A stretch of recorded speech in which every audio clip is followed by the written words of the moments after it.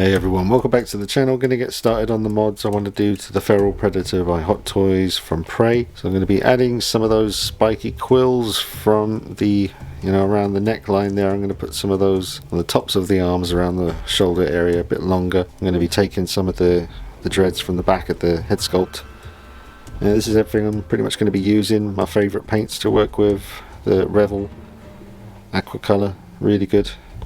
And need some toothpicks for repainting the little tracking 3 dots on the biomask. If you ever need to do like pupils for eyes or small little dots, then toothpicks are usually pretty handy for that. Going to be repainting the mandibles and around the mouth and weathering up the hands and just making them a little bit more detailed and whatever else I can come up with.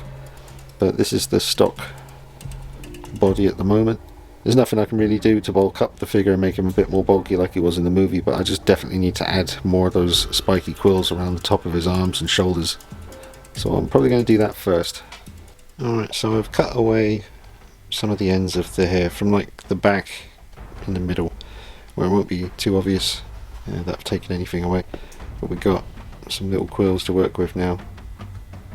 And start to glue them down around the shoulders and the top of the arms. Right, so I've got 3 on there so far. I'll try and finesse them a bit once they're really stuck on there. It's ridiculous that you have to do this. Why can't Hot Toys just do things properly? Just mental that I've got to come in here with a figure that cost me this much, cut bits of its hair off and try and give it a more accurate look. Still. Right, so I've got another one on there, and once I get more on there and I'm happy with the amount on there, I might start to redo the foundation of where the quill sort of sticks onto his shoulder there. Go around that with a little bit more glue, which dries clear anyway. It's supposed to be a bit of a slimy alien, so that won't make any difference. And then I'll finesse them a little bit if I can. Try them, shorten them if they need to be. But already, as crude as it is, I can tell it's already going to give more of a better impression once the head's on and he's all posed up with the extra spikes sticking out where they're supposed to be. But very long, tedious process so far. Right, so I'm just rechecking some reference pictures I got, and obviously they need to be shorter and a bit more kind of pointy at the tips. So once I get enough of them on there, and once I'm happy with the positioning of all of them, I'll redo the foundations of each stem with super glue and make sure they're never going to go anywhere. Because remember, the dreads, once the head go on, are going to be knocking these all around the place, bumping into them and stuff. So I'm going to make sure they're really firmly in place once I'm happy with the amount and the positioning. And then once the foundation's redone, I'll try and go in somehow and make them shorter. And I can easily make them shorter, but I want to make them look a little bit more spiky like they do on the ones that Hot Toys applied. Now, I'm never really going to be able to get them that pointy at the ends, but I'll try. But already, as crude as it looks, already I'm a bit more happy with how things are coming along here, because I can imagine it's just going to add a little bit more aggressive kind of look to him once the head goes back on. Still got to repaint the mandibles and the hands a little bit. Add some blood in places, I think, just to add a bit of spice. You guys gonna smash the like button on this one for me, folks? Help get it out there. Subscribe if you haven't done already. Many thanks. Just had a beautiful result with the toothpick technique, and I added a little bit of white to the red and a tiny bit of water as well, so it kind of blob when I put it on the end of the toothpick. And it's had a beautiful, it's very subtle because you'd have to kind of get close to see it, but now his tracking system is permanently red. That's just by using the toothpick technique, and look how neat it is. See, doing that with a paintbrush, I mean, you can do it with a paintbrush, sure, but I find the toothpick very precise, and because it's firm, it's like putting a dot on something with a pen. But now we've got permanent, nice red tracking system. Don't have to dig about with that light thing anymore, because that was a nightmare. Mine broke anyway. The first time I used it, the cable snapped.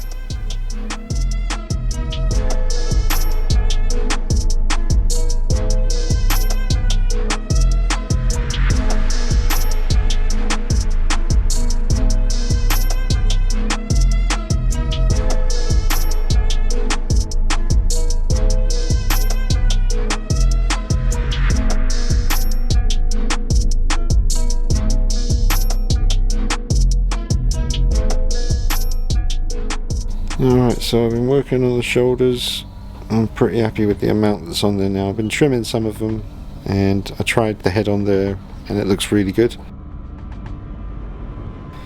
Right, I've painted one of the mouths, got rid of the red pepperami mandibles, and this one I've still got to do. You can see how red they are on the stock one. Still got to add some of those little dots, but I'm much preferring the way this looks. I've tried it with the head. I blended it into the head as well, so it all matches up nicely. But that is looking a lot better to me. So I'm really happy with the results there. Alright, I think I'm pretty much done with him. I've added some blood to the gauntlet blades, perma blood. Added some blood to the fingers and fingernails, and the palms as well, as if he's been up to no good. Let me just see if I can show you.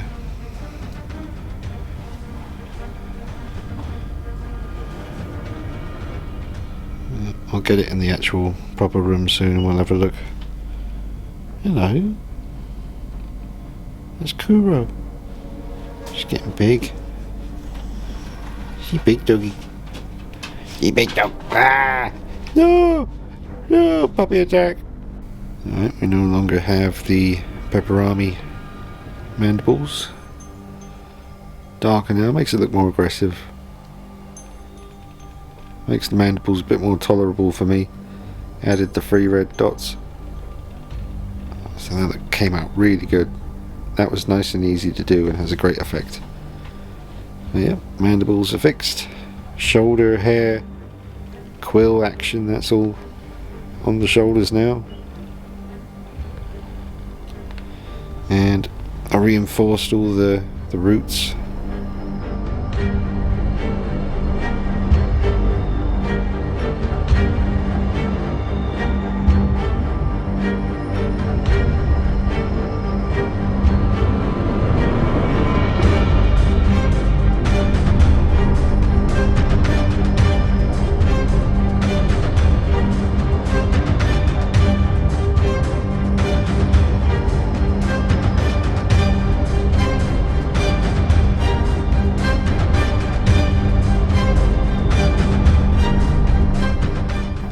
Alright, we're back in the room, and something's clicked between me and this figure. I'm liking it now. I mean, just darkening the mandibles made a big difference, but adding the spikes to the shoulders just gives him that more feral look. Now he lives up to his name. I also tweaked his posture a little bit, because after watching so many clips of the movie and behind the scenes, there's quite a bit on YouTube.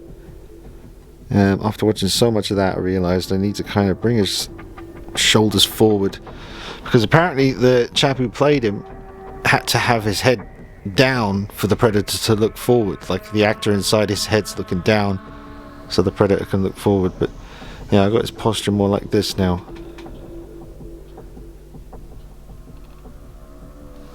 So he's looking really fierce, but yeah, darkening the mandibles has made a massive difference. There's just no more of that grotesque kind of, look that it had. It's still obviously grotesque because it's designed to be that way, but yeah, they just look a lot better now that they're darker. I mean, you can let me know what you think, but I think the colouring's better now on the mouth area. I'll show you the open mouth soon as well.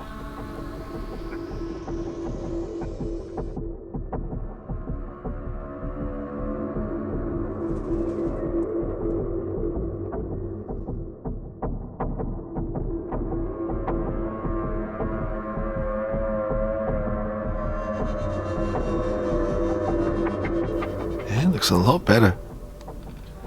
I mean, I know it's a subtle thing, but just seeing those little quills sticking up there like they're supposed to, it's ridiculous I had to do that and the way I had to do it. I mean, there's probably better ways. I was thinking about sculpting them with Sculpey clay, but they would just snap off eventually, At least with using the ends of the hair at the back cut off, it has kind of flexibility, so you know, they can move around.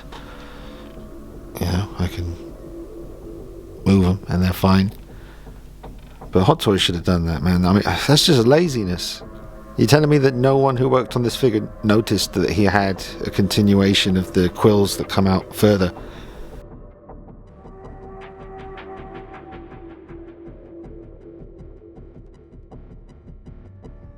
No, they just thought, no, we ain't doing that. So I had to do it myself.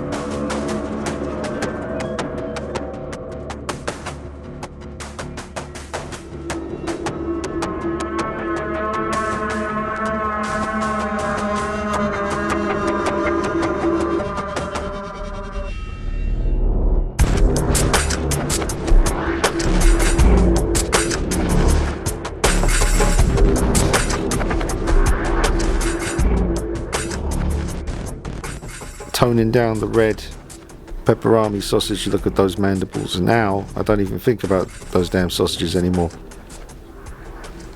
It looks way more aggressive. It just looks, it makes more sense. You know, sure, it gets more red as it gets closer to the actual inner mouth, but the outer skin was darker in the film. So I've gone from not really liking this piece that much to really getting quite keen on it as the seconds pass. I mean, look at it, it's looking amazing now. The posture's all good, the mouth's sorted out. He's got his little spikes on his shoulders, makes a massive difference having them. Bloodied up the hands, bloody blades on the gauntlet there. Yep, I'm really digging it. So that's the mod video, folks. I guess the last thing I'll do now that he's all modded up is do the showcase video with the backgrounds and all that good stuff. So I hope you've been enjoying the Feral Predator videos. Alright, let me know what you think in the comments. Anything else you think I need to do? How do you think he turned out? Is it a big improvement? A minor improvement? Not much of an improvement. You can't polish a turd. Maybe you're thinking that. Well, I think it has made a difference. For me personally, I like it a lot more now. Pretty satisfied. I'll see you guys at the next video. Take care of yourselves. I hope you're all doing okay. Drop a like on this one for me, and I'll see you soon. Take it easy.